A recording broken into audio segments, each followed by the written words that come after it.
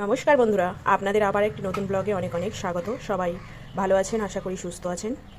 তো ব্লগটি শুরু করছি। তার আগে বলে দিই, আজকে আমি বানাবো বাসন্তী পোলাও। আমি এখানে 1 কিলো চাল নিয়ে নিচ্ছি। গুড মর্নিং বন্ধুরা, 4:30 বাজছে। আজকেও বাইরের অবস্থাটা ঠিক এইরকম আছে। আমরা উঠে পড়েছি, বাবাই বাথরুমে গেছে পটি করতে। এরপরে আমরা বেরোবো, হাঁটবো, বাবাই সাইকেল চালাবে, লাফদড়ি লাফাবে। এই যে আমার দরজা খুলছে, দরজা খোলা হয়ে গেছে। দরজা একটু জল দিয়ে দেবে, এবার বাইরের গেট খুলতে হবে। তালা রেখে দিল, আগে চাবিটা লাগবে না, বাইরে তো তালা দেওয়াই আছে, শুধু চাবিটা লাগবে, তালাটা লাগবে না।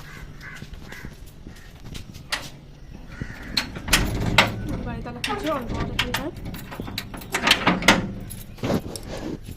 বাড়িটা দেখো পরিষ্কার হয়ে গেছে। এই জানার মাঝখান থেকে জল দিয়ে দেবো, বালতি থেকে নিয়ে এগুলো। এই যে সাইকেল বেরোলো, এখন আমার রানিমা সাইকেল নিয়ে যাবে। আর বাইরেটা ঠিক এইরকম হয়েছে এখন।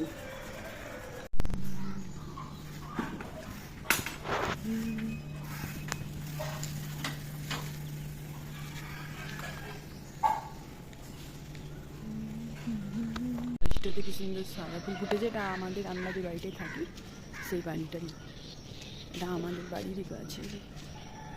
প্রচুর সাদা ফুল ফুটেছে। নমস্কার বন্ধুরা, আপনাদের আবার একটি নতুন ব্লগে অনেক অনেক স্বাগত। সবাই ভালো আছেন, আশা করি সুস্থ আছেন।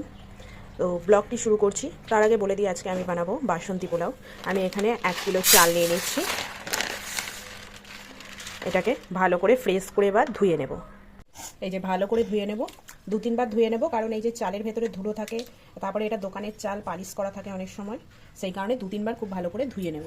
তো এইদিকে ধুয়ে নিয়েছি, আমি চালটা খুব ফ্রেশ করে ধুয়ে নিয়েছি। একটা ঝুড়ি নিয়ে নিয়েছি, আমার সেই জালি নেট মতো ঝুড়ি নেই, এই ঝুড়িটা অনেকটা ফাঁকা, জলটা কি করে ছড়াবো, সেই কারণে আমি একটা সাদাই কাপড় দিয়ে নিয়েছি। এবার এর উপরে দিয়ে দেবো, জলটা পুরো ঝরে যাবে, তারপরে বাকি প্রসেসটা করব। এই আপনাদের এই দেখুন 10 মিনিট এইভাবে রেখে দিয়েছি। এই দেখুন পুরো চালের জল কিন্তু শুকিয়ে গেছে। এবার আমি ঘি আর হলুদ মাখিয়ে নেব, আর সঙ্গে আদা কাঁচা লঙ্কা বাটা মাখিয়ে দেবো। এটা ভিজতে ভিজতে সেই ফাঁকে আমি একটু আদা আর কাঁচা লঙ্কা বেটে নেব। এই যে এই পাত্রটাতে আমি ঘি গরম করে নেব। ঘিটা যখন ঠান্ডা হয়ে যাবে, তারপরে এর মধ্যে আমি হলুদ দিয়ে দেবো। এই যে 2 চামচ ঘি দিয়ে দিলাম। ঘিটা গলবে, ঠান্ডা হয়ে যাবে, তারপরে এর ভেতরে আমি হলুদ দিয়ে দেবো। ঘিটা গরম হয়ে গেছে, ধোয়া উঠছে, ধোয়াটা পুরো বন্ধ হয়ে ঠান্ডা হয়ে যাবে ঘিটা, তারপরে আমি এর মধ্যে হলুদ দেবো, দিয়ে তারপরে চালের সঙ্গে এই ঘি আর হলুদটা মাখিয়ে দেবো। হলুদ দিয়ে দেবো। এই যে হলুদ দিয়েছি, এই যে নাড়িয়ে নিয়েছি, ভালো করে মিশিয়ে নিয়েছি, চালের সঙ্গে মাখিয়ে দেবো। এবার এই যে ঘিটা দিয়ে দেবো, হলুদ আর ঘি যেটা মিক্সড করে রেখেছিলাম। গরম মশলাটা দিয়ে দেবো, শাহি গরম মশলা নিয়েছি আমি সানরাইজের। না, এটা কোনো পেট প্রমোশন নয়, আমি কি নিয়েছি সেটা বলে দিলাম। আর আদা কাঁচা লঙ্কা যে পেস্টটা করেছিলাম, আদা কাঁচা লঙ্কার পেস্টটাও দিয়ে দেবো। দিয়ে একবারে মাখিয়ে রেখে দেবো আধ ঘন্টা মতো, তারপরে রান্না করবো। বন্ধ কর। এই যে দেখুন সুন্দর মাখিয়ে নিয়েছি, ঢাকা দিয়ে রেখে দেবো। কড়াইতে ঘি দিয়ে দিলাম, তেজপাতা দিয়ে দিলাম, আর এদিকে গোটা গরম মশলা দিয়ে দিলাম, দারচিনি, এলাচ আর লবঙ্গ, কাজু কিশমিশ দিয়ে দিলাম। একটু হালকা নেড়ে চেড়ে নেবে।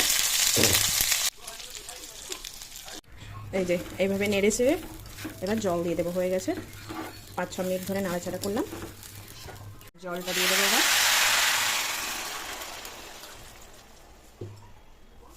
এটা ছোট হয়ে গেছিলো, তাই কড়াইটা একটু চেঞ্জ করে নিলাম।